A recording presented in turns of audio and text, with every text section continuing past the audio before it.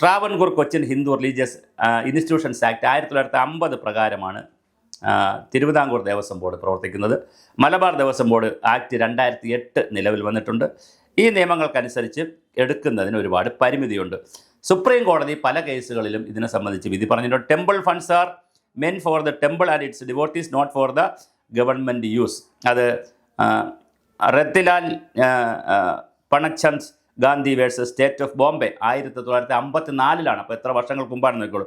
പിന്നെ Subramanya Swamy versus state of Tamil Nadu 2014 2 വിധിയിൽ supreme കോടതി ഇങ്ങനെ പറയുന്നുണ്ട്.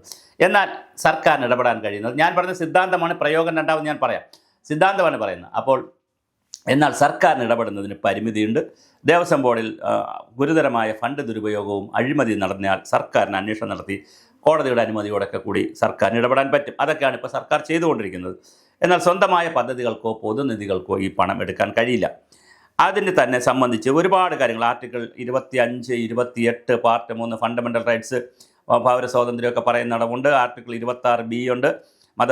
കാര്യങ്ങൾ നിയന്ത്രിക്കാനും നടത്താനും ഓരോ മതവിഭാഗത്തിനും തങ്ങളുടെ മതകാര്യങ്ങൾ നിയന്ത്രിക്കാനും അവകാശമുണ്ട്. ദേവസ്വം ക്ഷേത്രങ്ങളുടെ സ്വന്തം മതസ്ഥാപനങ്ങൾക്കാണ് സർക്കാരിന് നേരിട്ടുള്ള അധികാരമില്ല.